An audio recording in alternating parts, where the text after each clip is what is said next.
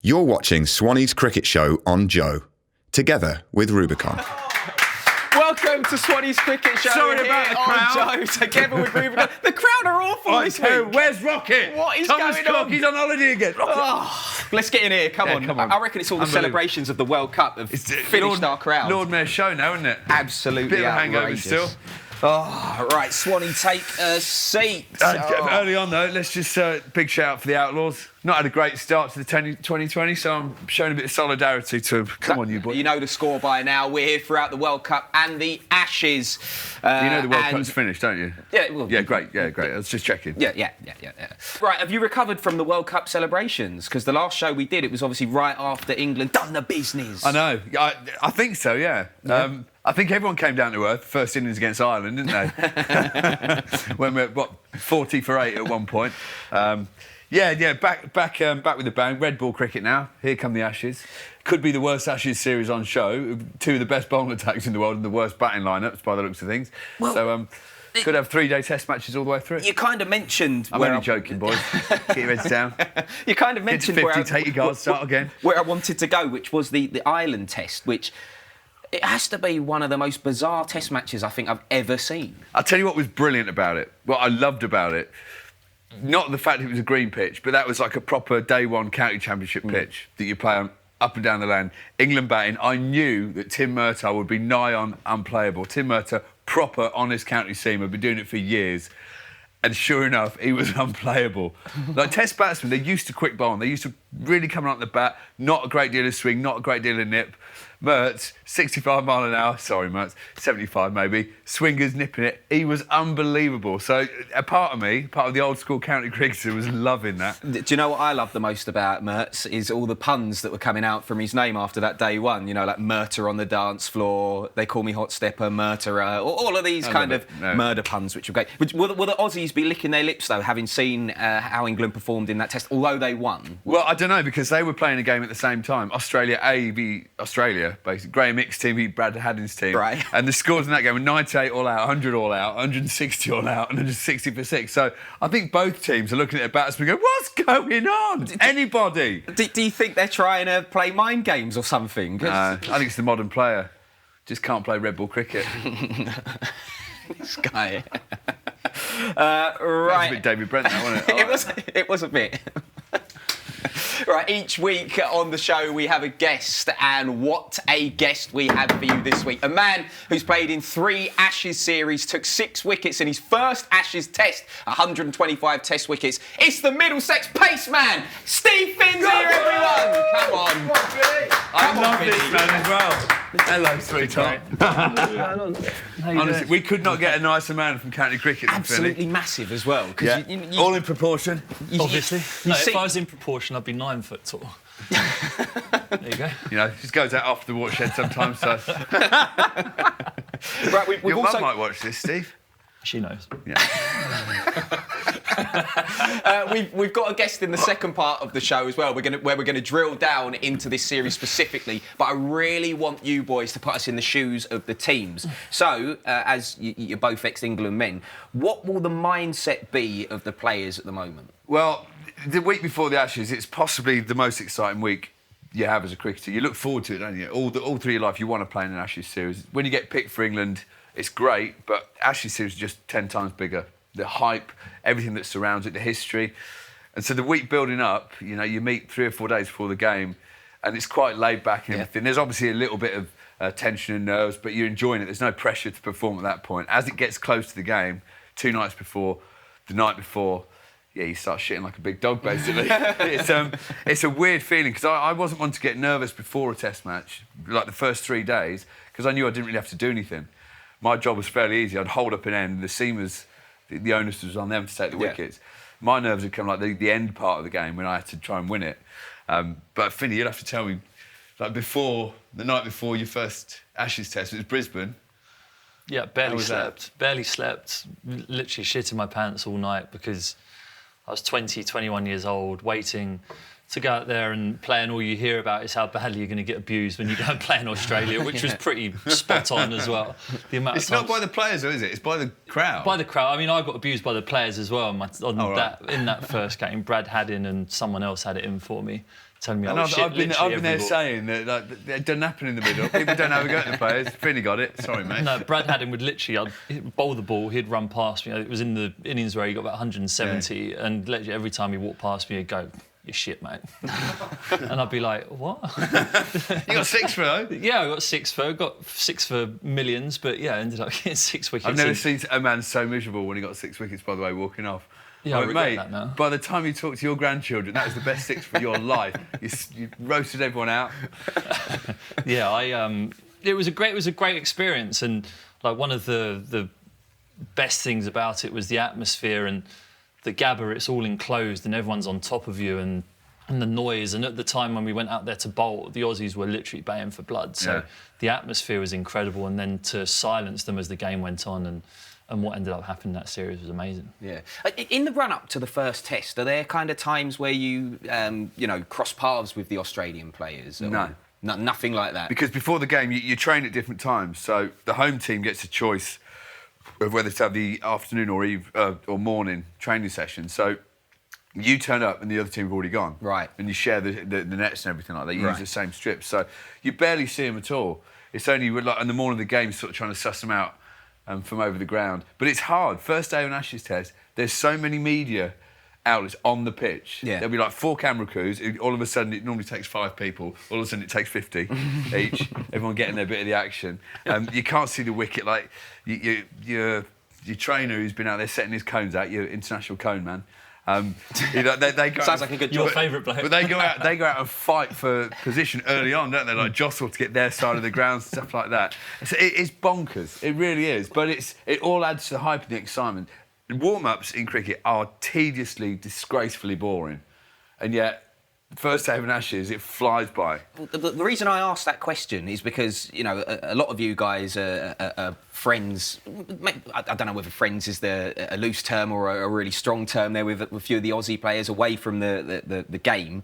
But when the Ashes comes round, those friendships left at the door. No, they're not, because, like I've said before, like in the middle, like guys, you don't get stuck into each other. Like obviously, they picked on Finney. They think he's a young lad. We're going to try and undermine. Haddon's a bit different. He's a bit old school as well. So, but like Mike Hussey was one of my best mates. He was my captain at Northampton for years. He just ignored me completely. The one good thing is the Aussies, if they are seen to be talking to like an Englishman without like spit and bark coming out of their mouth, they'll be absolutely slated by their own team. And he's soft, mate. What's the matter with you? I think last Ashes series in 2015, there was a ban. The Australians banned talking to the opposition because they knew that we were trying to be friendly and play with a smile on our face. Killing with kindness. Yeah, Yes. we went that way and they went the other way, where even people... So I played with Adam Voges that summer for Middlesex. A few weeks ago, we were having a beer, or a few weeks before the series, we were having a beer somewhere in London, and you'd walk up to the middle to go and shake his hand, and he'd just turn around and disappear. But it's quite funny though, isn't it? Yeah, you chase him away. Mate, what's happened? How's the missus? How are the kids? Come on. I used to do it with Mike Hussey all the time. If ever I was short mid-wicket, I go, "Mate, how's the missus, mate? How's Amy doing? Did you get that house in the end?" And he'd just like... I go, "No, you can hear me, Mike." And this is a couple with Jimmy walking past and going, "Shot, Dave. Well left, Dave." "My name's Mike Hussey." "Sorry, Dave." You mentioned the training. So say if you've trained in the morning, Yeah. what do you do to fill the rest of the day? You just mule. I mean, if it's away, like if you're in Australia, you don't really want to go out, do you? Because if you go for a coffee or whatever, you're going to get abused. You get spotted. And even if you see like the Barmy Army stuff, it's great, and they'll say hello, but then you're not going to be able to just sit down and have a coffee, and there's going to be press around. And you don't want to be called a twat while you're having a slice of cake. Let's face it. I seem to remember you going down Harvey Nichols every day before a game. Oh, buying- Yeah, but that's when you're in buying England. gears. When you're in England. What did he get? Shocking gears. No, it's Selfridges, mate, not Harvey Nicks, if you're listening. I used to buy pants and socks. Pants and socks, I don't know, superstitious. Oh, Pants and really? socks, yeah, Duchamps, Bjorn Borgs. He's trying to get sponsored No, now. I've changed now. Oddballs all the way, Oddballs, great charity. M&Ms. Yeah, but when you're in England, so if you are away, like the players would stay in hotels, you play a lot of Yeah. FIFA, play a lot of Call of Duty, just sort of go for dinner maybe. Did you two play against each other at He's all? good, it's good FIFA. He's not Call of Duty, man. Dreadful Call of Duty. Yeah, isn't he? shocking. Shocking, but he's a good FIFA Scares me. player. Who would you pick in FIFA? Who was your team? Who's my team? You'd go Watford, wouldn't you? Yeah, I would actually. I'd take Really? it along with Watford, yeah. What, and you'd be battering Real Madrid? Troy Deeney up front, yeah. One of the Take things the I piss love out of about Finn is so homeboy Watford. He had, what was it, every goalkeeping kit from the age of about 4. Every year, get the full goalkeeping strip for Watford FC. The normal strip, not the goalkeeping. Didn't you one. have the goalkeeping kit? I did though? once. Someone Yeah. nicked it. I put it down as a goalpost somewhere, and someone pinched it. Oh, that's London for you. Yeah. Unlucky in the FA Cup final. I should say. Yeah, it was tough. It was tough to watch, actually. When the Ashes are actually happening, or in the lead up to the Ashes, you mentioned you're doing these Call of Duty tournaments, FIFA tournaments, whatever they may be. But are you going to bed early? Are you worried about getting enough sleep and stuff like that, or are you like I used a real to night try. owl? I'm a night owl anyway, but I'd try and go to bed. Try and be asleep by 10. But 1:45, you still, you either there's no point tossing and turning in bed, I think. You either get up and do something, try and make yourself try, read, get on a computer, anything. I know, but you can't read. But, I was the last of the intelligent cricket players, I think. I'd go and read to Finney, actually, sit in the end and go, a mouse took a used to stroll sing in me the a deep song. dark wood. Sing me a A lullaby. fox saw the mouse and the mouse looked good. That's the Gruffalo, isn't it, mums and dads? Love that. So you just basically, you find you waste time. Hotels can be great on tour because you can walk down the corridor and you all tend to be on the same corridor and there'll be a couple of doors open here, then you just wander in. Right. See how much dairy milk Finney's managed to eat in the last 25 seconds. He'd love to slab a dairy milk, this boy. Well, it's one of the things we found out on the show, actually. I can't remember what show it was. It was early on. But you cricketers, you don't room together, do you? So No, big time for that. but that's an interesting thing for me because when you speak to a lot of footballers or whatever, even footballers, they room together and they've got someone that they want to room with. So there's their almost their counsel, someone they can speak to. Was there somebody for you, Finney, when you were in the team that you if you had something on your mind or whatever, you went to them to get it off your chest? Yeah, definitely wasn't him. Don't blame him either. Take the piss out of me too much. Yeah, I mean, I toured a lot with Owen Morgan when I was younger. We'd always be we grew up together playing for Middlesex, and yeah, he's one of my best mates. So he's probably the person that I'd go and confide in my most personal issues with. But we spent a lot of time together, and like Swanee said, like going down the corridor and just having the doors open. When you're on tours in India or places like that, there's guys with guns just stood outside the room. We've been on tours before. Honestly, I've overtold Incredible. you. Mumbai, we went back after the terror attacks and we went to Mumbai. I'm a sleepwalker, especially if I'm in a new strange What, place. you actually sleepwalk? I sleepwalk, yeah. Whoa. I've done it all my life. But I also sleep with no clothes on. Right. Oh, my God. And the first night back in Mumbai in the Taj Mahal Hotel, it had been done over in the terror attack. So we had like security like you wouldn't believe. Right. You came out of the lift and there were 4 guys there with submachine guns. Or machine guns, I don't know what a submachine gun It was a gun sounds of some good. It was a description, but gun and it was big a enough. big, yeah. And they were sitting, you get out of the lift and look, with these guns. And I just woke up at like 3 a.m. and I was stood in the lift, so the door had opened and I was just stood there and I suddenly sort of came to. I went, what the fuck am I doing here? No way. Start bollock naked with these 4 guys lined up with these guns going, not knowing where to look. And I thought, I'll style this out. Went, all right, chaps, and just walked off. Hearing them like just trying to chitter-chatter in Indian, whatever, going like, what's he doing? I got back, luckily my door sort of caught on the carpet, so I hadn't shut to. Oh. I just got into bed and went, oh my Christ. Just a bit of friendly advice. If you sleepwalk, probably best not to sleep bollock naked. Just, Well, I think you live on the edge, don't you? quite literally.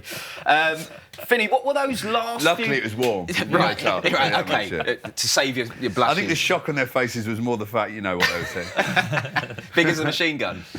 Well, I didn't say that. What were those last few minutes like in the dressing room before you go out to bowl in the first Ashes series, if you're bowling first, of course? I think everyone's in their own zone, really. I think there's always music on, there's always...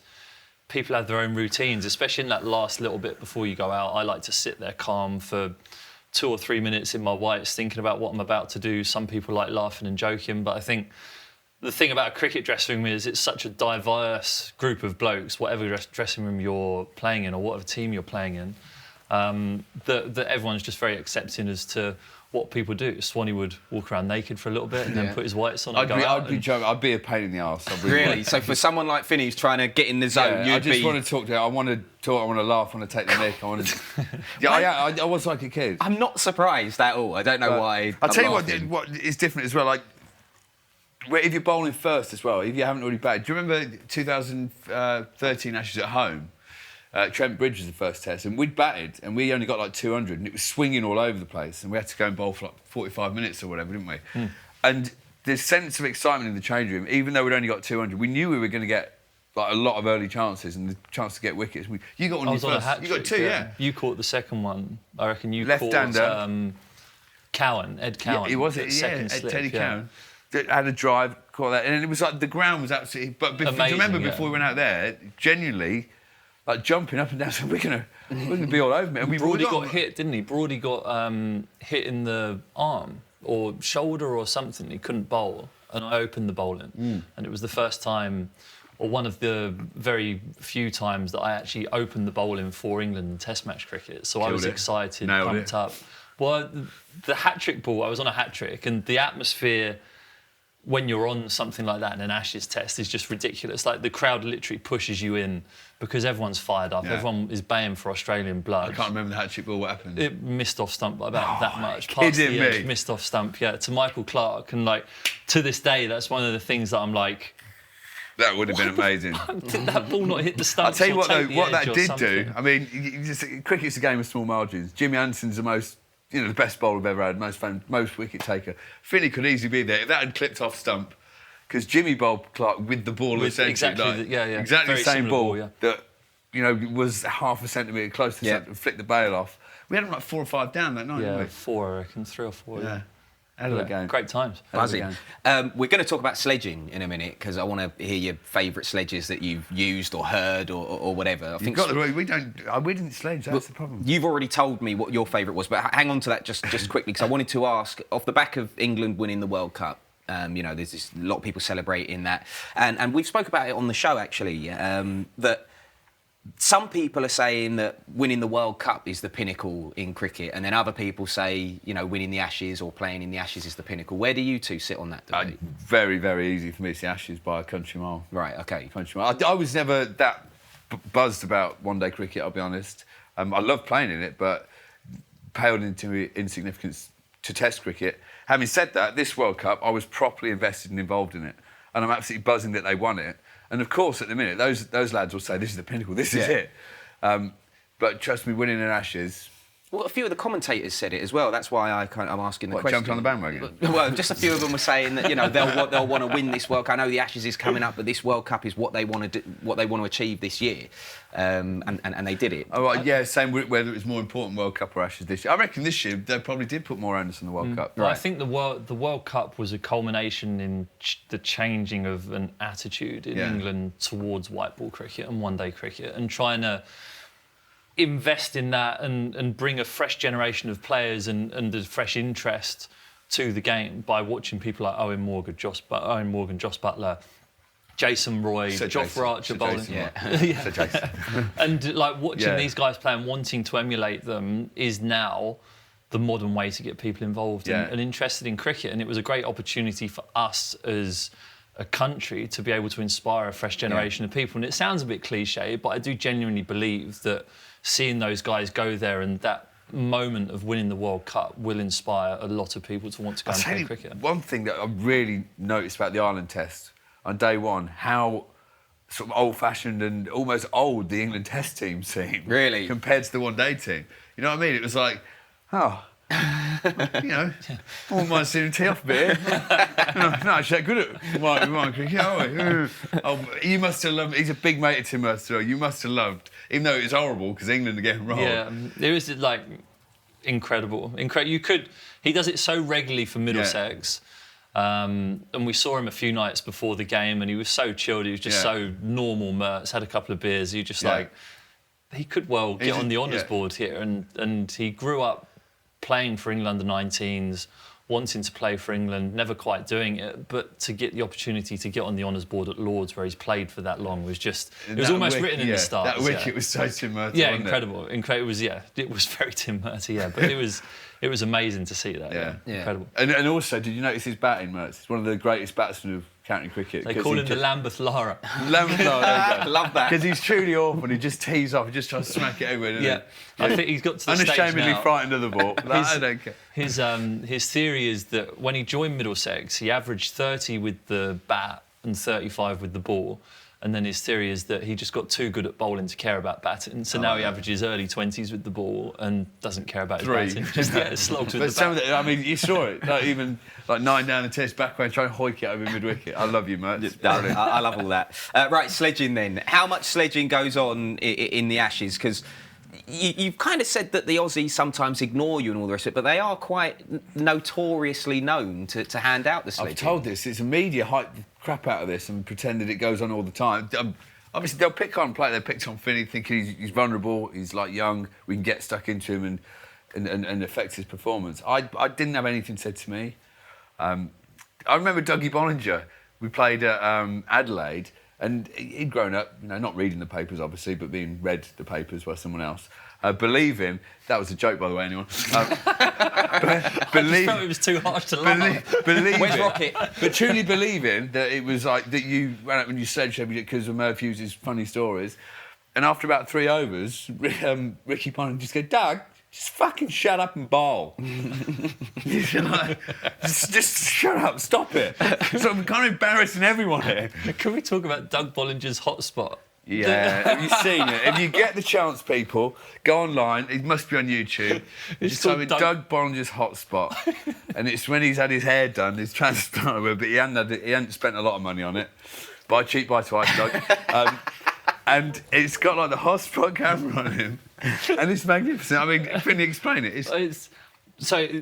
He looks as though he's got a full head of hair when you watch him in real life, but they've slowed down the hot spot and it's obviously got the heat patches and stuff. And he's just got like a Friar Tuck gap there, and it's like bright white, where it's like the slap and stick or whatever it was. Yeah, you see, if you read Bowling in the Wind, you used to see like the sellotape coming out, flicking out. First time I played Doug, he bowled as a coot. The next time he had this magnificent Captain Mannering job. Is this not something that you can sledge about? Surely everything's fair game. I think the Barmy Army had a good go. Yeah. Well, that's it. So the Barmy Army are brilliant because they've got songs for all the players and they sing.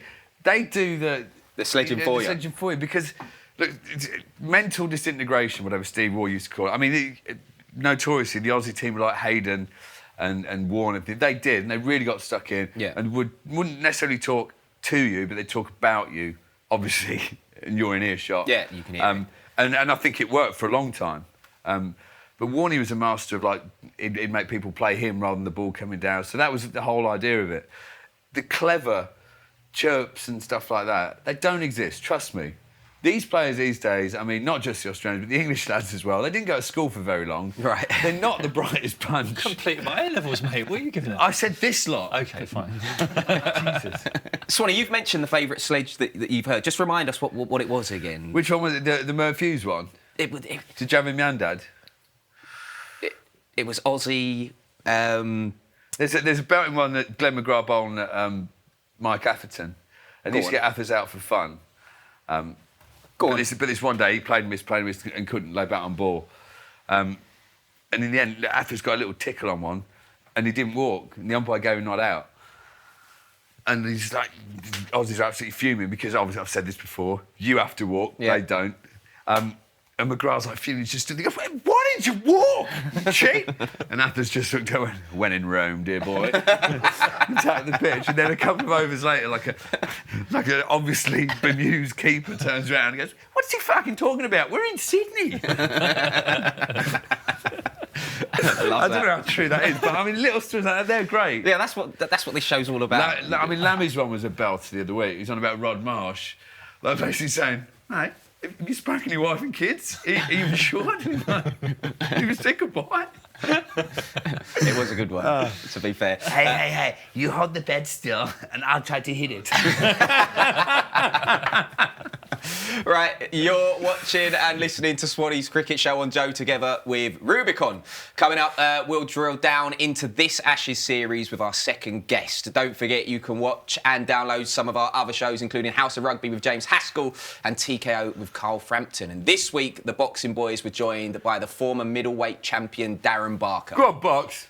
It just put everything in perspective. You know, I was saying to you the other day on the phone when I've had this sort of realisation. And it made me realise that it's only a sport. At the end of the day, he's lost. I'm gutted for him, but I was just so happy that he was healthy. You know, he was there. He was still with us, and we've seen the shock news. With Maxim Dadashev. Exactly, and it just shows you this sport is unforgiving. If you know, we were saying as well yesterday, weren't we, that when you have a chin as good as Dave's, or you got a heart as big as Tommy Coyle's, you can sometimes mix it with guys that you maybe shouldn't be mixing it with for a little bit longer than perhaps you would if you, say, didn't have a steel set of balls or a good chin. Problem with that is, in terms of your longevity and your health in later life, those are the extra rounds where things can happen and the damage can be done. I pinch myself thinking, I'm so lucky that actually I'll reverse it.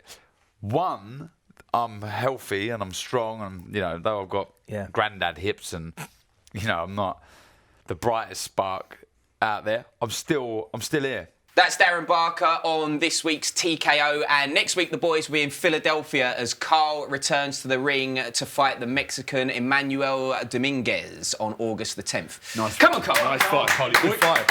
Good fighter as well, Dominguez. Yeah, he's quick. Yeah, quick on his feet. So I've heard. This is Swanee's Cricket Show. I'm Nick Wright, along with, of course, Graham Swan next to me, and England fast bowler Steve Finns here. Come on.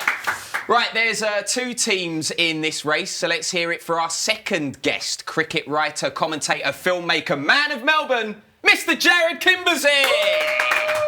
Been waiting patiently as well. Come on in, come on in. Good to see you. Was he out the back when I was talking about Australians? Yeah, He's been watching the whole thing, mate. Hi, Jared. So you're in for it. I like your South African top. Wow. Go on, Outlaws. Right, let's from three. Let's start from an Australian perspective then. How are you feeling about this series? Oh, I think our bowls would be great.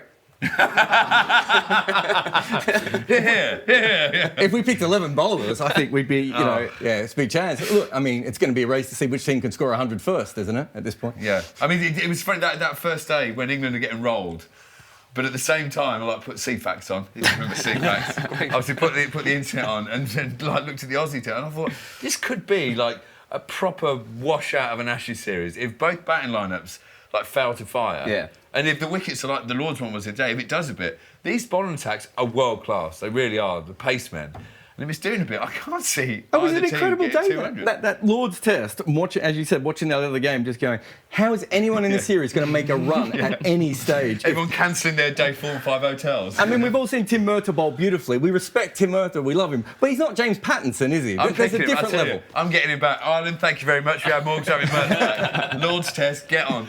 Members End, no.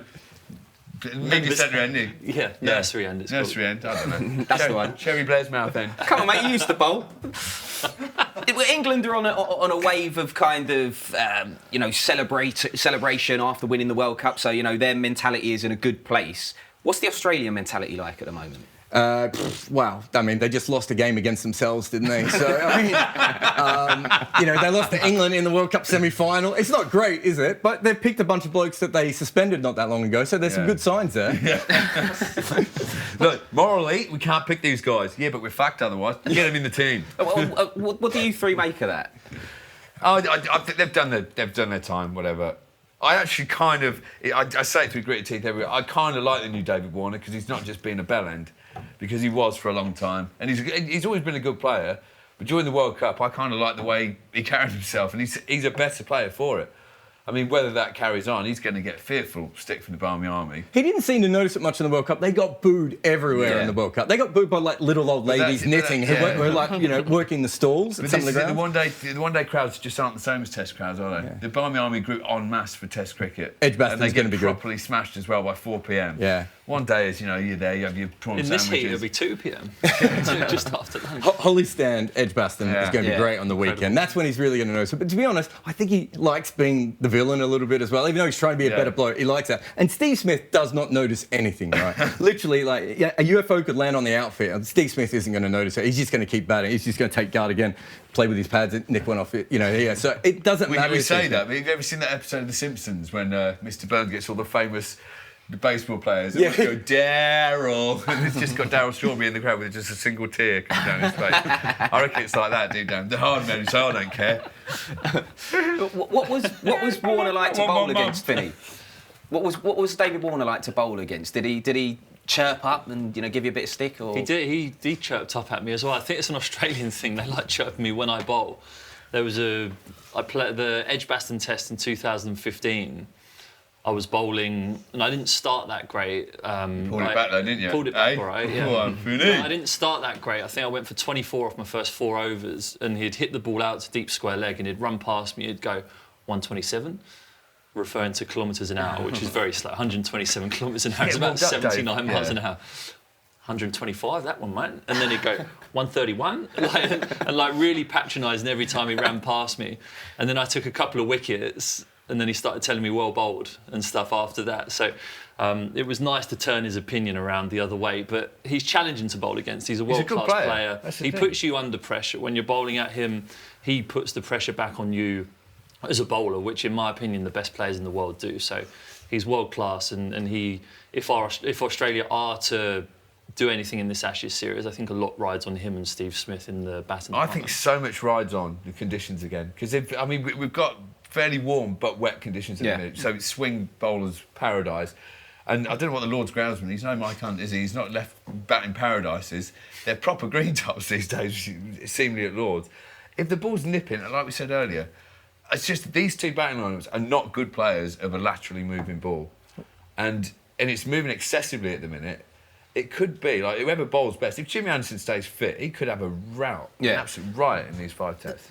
The ball's a new ball, right? It's an old ball. Right. It's a ball from a few years ago that did more. So it's an old ball it's an old new ball. Yes. Right. Let's call it that. So they've gone back. So there's a batch of balls made every year, and the last few years haven't done as much. Right. Because they're all handmade, so they're all fairly individual. So they've gone back to a year like the reserve stocks from that year.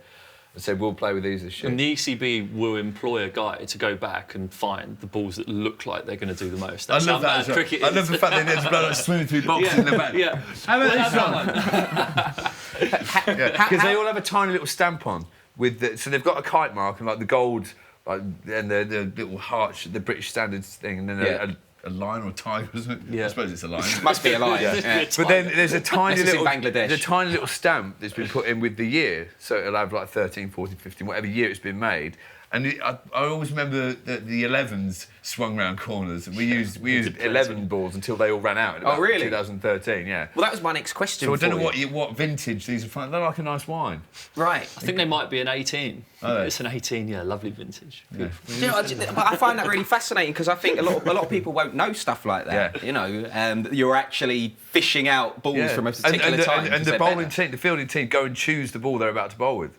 So you'll have an elected ball picker. Right. Jimmy did ours, didn't he? Yeah, so Jimmy does it. It'll go into the umpires will come in with a box of balls, 12 or 18 balls, and you go through and you pick them all out and you find the one that feels best in the hand, that's like the best balance or the darkest. You toss it around the bowling unit and everyone looks at it. They go, yeah, that's what. They're not having a clue. What are you looking for? Because I always see this on the TV. Well, obviously, Finney didn't have a clue because he was doing A-level woodwork. But, so what you look for, the balance of a cricket ball is very important. If you hold it on the seam, you throw it up and flick it. If the seam oscillates in the air, it's not going to swing. It's unbalanced. If it stays perfectly straight, that ball will swing. Right. If it's darker, the darker balls, like some of cherry red, tend to do nothing. I don't know why. This is from a bloke who was usually asleep when we were picking the balls. Right. But who had so much experience in it. But I'd so in the second innings, if it was down spin, I'd pick the ball and I'd go for one that just felt great in hand. Some feel quite small with the seam quite raised. I'd look for the smallest ball with the biggest seam. Right. And then I'd scratch it straight away. Right. Yeah. To save the cameras picking it up like Davey Boy did. Well, I was going to say, are the Aussies allowed to be alone with the balls? You know what I mean? Their sandpaper and all the rest of it. Well, they don't be doing anything now, will they? That's the thing. You can't tour in Tampa with the ball anymore because the opposition cameras are all over you now. Yeah. So you're much better off doing it at home. Yeah. Well, you're much better off if you're going to do it. Be clever about it, boys. Sandpaper, Dave. Bright yellow. I mean, talk of Cameron Bancroft. He's back, isn't he? At least he's wet and dry. He's going to get absolutely. Yeah. You know, I've said this story before. Cameron Bancroft famously thinks he's got the heaviest head in Australian cricket because it was raining strange one day in Perth and they had some scales in the change room, so they had everyone lying down putting their heads on, saying how much they weighed, and then Bancroft got in and someone just pushed it to the boat. Mate, your head's 5 times heavier than everyone else's. And he believed it. He genuinely thought he had a heavier head than anyone else. I love that. The naivety. You ever seen the Spoons game when you sit there and whack people with a spoon? Great game. We'll play that later with Nick. You don't know it. I know a different spoons game with cards and you have to grab spoons out the middle of the table. No, this game hurts. Right, OK. What about the England top order then? I've just got clammy palms. I'm nervous, to be honest. I'm hoping that Finney is going to tell me, like, he's going to put my mind at ease and say that there's three or four of these guys are seriously class players who are better than they appear when they come on telly with an England cap on. And they're going to clean up in the Ashes. Steve?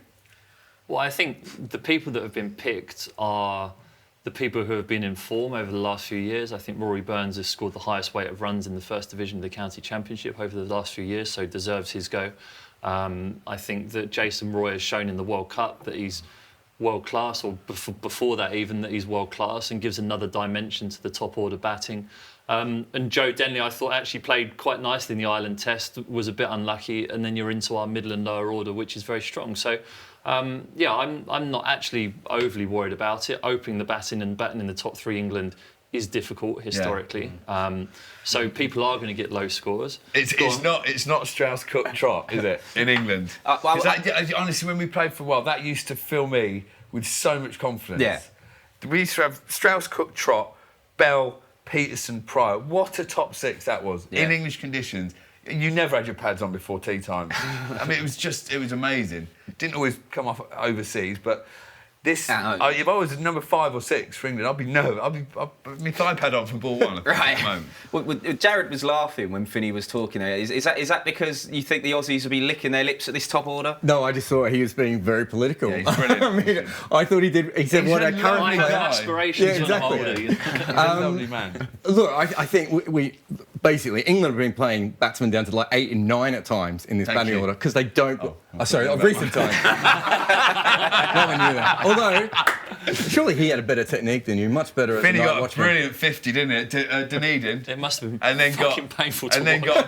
then didn't score a run for one. the next 12 innings or something. I got 50 and then got a phone call from my agent saying we've got a back of the bat sponsor for you. They're like really keen. They pay you a bit of money for the next test. So I was like, great. Got the stickers, put them on the back of my bat. I got a pair in the next test match. There you go. Believed his own night, didn't you? Money's Got ahead worth. of yourself. Money's yeah. worth. I was going to say we'll find out your But that technique in a bit. Ferrari, I tell you, 0 to 60 in no time. Toy How was that Ferrari. Watford Ring Road, by the way? Toy Ferrari. Yeah, it's still got the marks on the wall from that car crash. Finney wrote off his. We first got these Jags, these super posh Jags. Finney, he was a young boy. Was doing 30 miles an hour on a 30 mile an hour Oh, road. yeah, of course. But Yeah. a Black bit ice. greasy, wasn't it? Bit Black greasy. ice. Bit Black greasy. ice. Decided to take the driving aids off. Right. I don't need them. Black ice. Still scraping the rubber off the wall. Yeah, never mind. Anyway. Do you think we'll see any of these tests? Sorry to bring it back to the cricket. I can't remember. And then Sophia everyone- Gold, after that, honestly, the easiest way to wind up Finney was to have a go at his driving, even if there was nothing wrong with it. This one day at Cardiff, out of the back of the change rooms, you can see the car park. And so we walked out, and there's his car park at the slightest angle, like probably 2 degrees. Go, oh my God, Finney. Getting Jimmy, come look at Finney's parking. He's going, there's nothing wrong with my parking. Look at it, nothing. All day go, Finney, oh, is your mum going to come and straighten that for you? No, there's nothing wrong with my fucking parking. Must have been outrageous. Must have been outrageous with him in the team. Horrible, ruthless, brutal. He was a young kid just You're meant trying to to park my car. You're meant to get It's great, sledged it's by the great. other team. Getting sledged Horrible. by your own team. Horrible. Right, And do you know, the best I'm thing getting about it crampled all laughing so much. was that after I wrote the car off, every single one of the boys who got given a free car had to do a 3-hour driver competency test No to check way, that they were yeah. okay 'Cause to of drive you? the Jaguars. Yeah, because of me. Yeah. Sorry, mate. The Stephen Finn manoeuvre. Right, let's try and take it back to the cricket. Do you think we'll see any of these tests go 5 days? I hope not. I hope not. It's much more fun when they're 3 or 4, let's be honest. I actually said the other day, I think there's one going to be rain affected. I think that's generally the only way I can see them going 5 days at the minute. Yeah. And not just this series. The fact that modern cricket tends to, the test matches tend to finish early, and these batting lineups don't have a sense of permanence about them. If it's flat one day and Steve Smith gets in, he's your old school test batsman. Joe Root's the same. They can bat for a day and a half. Yeah. But of the other 20 players, I'm not seeing many. I think there's only 3 blokes who average over 41 in this series over the last couple of years. So there's no surprise batsman that we're going to uncover here. Smith averages 65 or something. Yeah. He could bat for 3 days, and I think he might have done that in 2015. He loved that, didn't he? If I remember I didn't correctly. play that one, so He only averaged 3.5 when it moved a bit. So essentially, he could do that. But other than that, it's not. Everyone's here for party time. That's what. I mean, Jason Roy's in the team. This Exactly. is. It's not a Red Bull game anymore. I told you this great story at Edgbaston during that semi-final. I was Straussy was in the behind the media section, and Roy's second ball. You remember Stark ran up to bowl, and obviously he was doing a bit. Stark's bowl 95. He'll be shaping it. This is second ball, just straight in the middle of the bat. Strauss just went, I think someone has just booked themselves 5 Ashes Test matches. I love your posh accent that you throw out sometimes. It's great.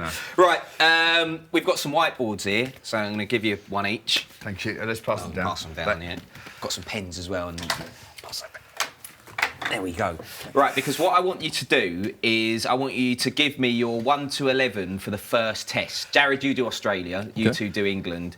Your 1 to 11, and talk us. Do it as quickly as you can, but try and talk us through it as well, just because there'll be people listening to this on the podcast. Trying to spell Labuschagne, if we're really being honest. It might take me another hour to get that. Just to go back to you two, what was the? Well, my bowling basically, so the top 7: Roy Burns, Denley Root, Stokes, Butler, Bairstow. Obviously, my man Mo Ali's in there. Yeah. Archer, I've got Jofra in. If he's fit, I think he's got to play. I think I don't know what his record with Red Bull. I know it's not as good. No, he averages 23 in the first. Just look what he's got. Exceptional. Broady is not quick anymore, but he's a bloody good bowler. Yeah. Jimmy is Jimmy. Jimmy's a brilliant slow medium pace swing bowler who will get a lot of wickets. Does he watch this? Yeah, he missed my 40th birthday, Jim. I didn't get invited. Cheers, mate. No, I couldn't find your number. Right. But yeah, I've definitely gone for Jofra because I just think he was so exciting in that World Cup. And surely with his run-up and his action, he's got 25 overs a day in him. He's not like Stephen Finn who runs from Watford into You the don't crease. stop sledging Finney, do you? He does not stop. Look at him. Look at that face. I mean, Is yours the same? Just to I've quickly hedged my check? bet. I think it's going to be Woakes/Archer. I think Wokesy, if the wicket is something like what it was at Lords, I think Wokes is he's an outstanding bowler regardless, but even more so on a wicket like that. I think Archer is a point of difference bowler. I've faced him and he's bashed me on the finger, and it's only just better now. It was a year ago he hit me, so it's only just did you have him in the car park? Shall I tell you No, do you know what? Actually, I was bowling at him and I bowled him a bouncer and it hit him in the head. And immediately, as soon as I did that, I was like, that was a mistake. Did he say, your history? Your guys are history, like Devon Malcolm? So then I was like, mate? Are you right, So mate? sorry. Like, That was Murta bowling, that wasn't it? and he went, you'll be getting that back, Steve. And I was like, I tell you what, though, that is very polite, isn't it? Call him Steve. he said, Yeah. That's That's the only more thing he frightening, said though, to me. isn't it? You'll be getting that back, Steve. So then I walked out in the second innings, shit in my pants. Didn't you charge him? No, I backed away and tried to hoy him. Apology, didn't he? Do you know what? First ball, he hit me first ball, but first ball I was thinking we might just try and blow my middle stump out and prove a point that way. I was wrong. So I was looking for the full one. I was looking for the full one, and it just went like that in front of my face. Squeezed my finger against the bat, gloves off, physio on, the whole lot. I bet you love that. Turned around to the slips. I was like, I've pissed him off, haven't I? They were like, yeah, you did. They were like, what, mate? We're miles, mate. No, I was backing away that far, don't worry. And then, yeah, second ball, I was like, well, he might try and blow my stumps out here, but I'm going to try and hit him for 6 regardless. Yeah. And it was another bouncer, and I spliced it straight to square leg and walked off. Yeah. Bolt, son. Bolt, Done mate. ya. Bolt, son. Car park. Car park, 20 minutes. Who's going to win the first test? I think England. Yeah, I think Edgbaston's an England stronghold. I think it's a great place to start the series. It's a good shout with Wokes, actually, for Edgbaston. Okay. I think Broady's place doesn't come under I thought Brawley bowled beautifully this week. He did, didn't I he? think He Brawley's just my boy holds as the well. I love length. Brawley. England with these two then, Jared? Yeah, probably England. England. But it's not going to be pretty. No. It's one I of don't those think, tests. yeah. It's a bit like Ireland with a slightly, I want to say slightly better batting lineup, but it's not, there's, just a slight step up. It could be a really messy test, so anyone's there. But yeah, Edgbaston, 2015, you took wickets there? Yeah. Yeah. The crowd was incredible. Yeah. And the Australian players, they played at Cardiff, they went to Lords, and they were like, we got this, we got this. They got to Edgbaston, and they were like, fucking hell, there's actual people who give a shit about the cricket in these places. It's And, intimidating. and then the Holy Stand started, getting into them, and they were like, it was a bit like being in Brisbane at times. Well, yeah, but sort of late on day 2, the Holly Stand, like on the Friday, 4 p.m, when they're gassed in their city. Yeah. It is. I've not heard atmospheres quite like it at cricket. Edgbaston's the best atmosphere in England. It's amazing, yeah. When England are on top and you're running in and the crowd's behind you and it's late afternoon, everyone's had a few, it's an incredible They place sing to this play. one song that goes on for about half an hour. And the entire Holly Stand, so it'll start going, we're the left side, we're the left side. And then we're the right, and when it gets to the middle, we're the mid. It is ridiculous. The Arsenal fans do it for the North Bank and the clock end. Did they do that? Arsenal go, I'm over it. So they all sit in silence. Yeah, Arsenal, okay. don't they? No, I'll leave it Wenger out. out, Wenger out. Right. Listen, Bring back Wenger. It's unfair, I don't win anything. who's winning the series? Who's winning the Season series? tickets are going up again, it's a joke. Who's winning the series? England. I'm back in England, but I do think that it's going to be a tighter contest than people are talking up at the moment. I think, cannot see a draw No, I think you're happening, right. so it's going to be 3-2. Yeah. 3-2, I think, yeah. England as well? Probably just England, it's home. Okay. I tell you who's going to play a big role, though, the spinners, because they're not being talked about at all. At some point, the spinners are going to have a chance to I win a don't think test that's match. true. I don't think spinners make much of an impact in cricket, No, they really. don't. Not this modern lot. Right, here on Swanee's Cricket Show, we have a Batfast in the studio, and it's dialed up for an Ashes summer, so we should get into the Batfast area. Come on, lads. I'm not let's doing go. it. Come on. Is it true? I don't have to bat this week. I'll tell you when we're out here. Okay, so we're in the Batfast area. Eli from Batfast is with us. I don't know what you've done with Jason and Gaz. Have you kidnapped them? Oh no, they're taking a week off. Too busy. Too tired this week. No one's here So who this should we week. send instead? What's that fella's name? No one knows it. E what? Yeah, he'll do. I've heard that they're on holiday with Rocket. I've just said. No, I'm joking. Right, anyway, What are the boys now? What are the boys facing this week? So basically, we're going to give Stephen a taste of his own medicine this week. See how he fares against. Right, Swanee, you're not actually facing one this week. Crank it up a bit then. All right, let's do this then. Jared and Finney are going to be facing them. I'm going to get behind the net. Let's do it. I'm going to go down the bowler's end. Right, Finney, you're up first. 2 deliveries. I'm shitting my pants if they're going to be short. Right, here we go. The machine is warming up. This is it. Here it comes, Finney at the crease. Looks like he's shitting himself. Ooh, nearly stepped back onto your stumps though, mate. Careful. Right, that was powder puff. Eli, ramp it up. That was ridiculous. Second delivery. Come on, Finney. This is it.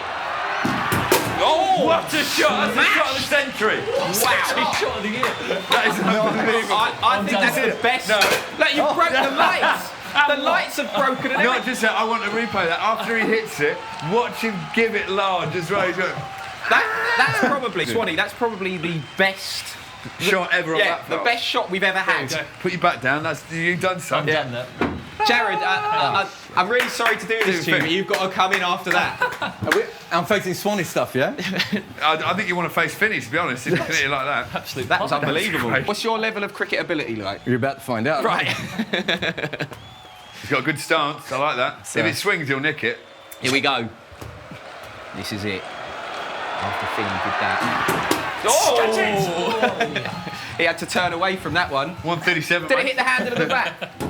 I like the way he's throwing the ball back as well. All right, here we go. See, they say Australians have got no manners. That was very good. No wicket so far, though. Right, check. Here we go. Second delivery. Go on, Polly. Remember, smash it this one, going for 6. That's No, cool. that's caught behind. I told you, Nick, it this one. There's That- no way second slip would have taken that if it was That's you, caught Swan. behind. Right, let's get back in the studio. Urban Dictionary time. Come on, Finney, guys. you hero. What a hero. Before we go, let's dive into Rubicon's Urban Dictionary, a celebration of the weird and wonderful terminology used in the game. Now, each week we give Swanee some cricketing terms, or he gives us some cricketing terms, and he comes up with a story to match it. Yes. Carl Courts. Kind of running out of stuff, but right, number one. Carl Courts, that's Carl, the first well, one. Stephen Finn sat next to me, and Finn's best mate, Billy Godwin, when he used to play at Middlesex, who I love, by the way, big Pink Floyd fan, so I love him, used to make up Cockney rhyming slang. And Finney's had me crying. And I remember walking in one day with a pair of shorts, and that's why I wore shorts today. And Finney's go, nice pair of Carl Courts, mate.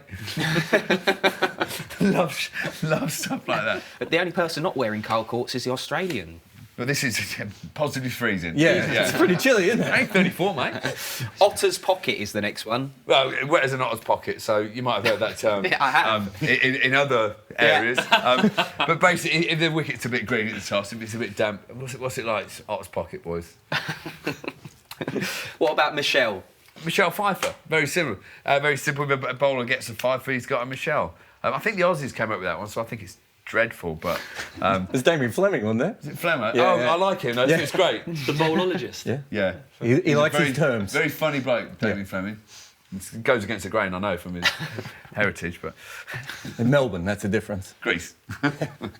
And the last one is Spriggs. Oh, here we go. It's Australia. I mean, I've talked about the double hat-trick schmozzle that Australia's come up with. 4 wickets, 4 balls. It's a double hat-trick. Oh, my Christ.